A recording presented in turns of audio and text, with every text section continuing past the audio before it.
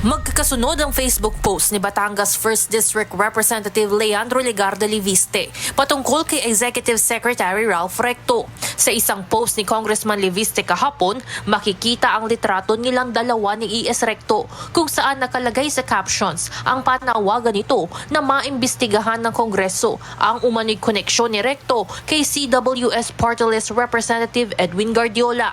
Maging si Pangulong Ferdinand Marcos Jr. ay hinimok ni Liviste na suriin kung mayroon umanong tumutulong kay Congressman Guardiola sa loob mismo ng Malacanang. Matatanda ang ibinunyag ni Liviste si Congressman Guardiola noong November 2025 na umano'y nakakuha ng mahigit 20 billion pesos na halaga ng DPWH projects at pinaniniwalaan itong top contractor ng DPWH sa Kongreso. Ayon sa batang mambabatas, nang sinimulan umano niyang mag-imbestiga sa DPWH Batangas at mga kumpanyang konektado sa mga Guardiola, sunod-sunod na niya ang mga atake sa kanya na sinasabing may kinalaman sa mga Recto at Guardiola.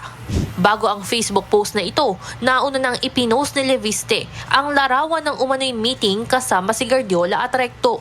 Sa caption nito, niyaya umano siyang maging partner ng dalawa. Nag-comment naman si E.S. Recto sa litrato ng "The guy is crazy".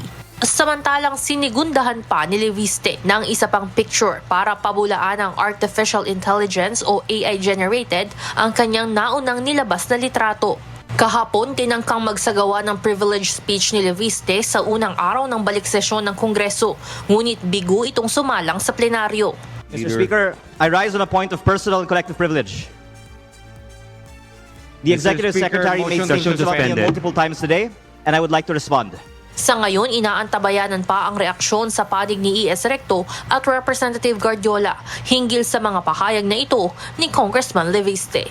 Evan Alvarez, humahataw sa Balita Ngayon.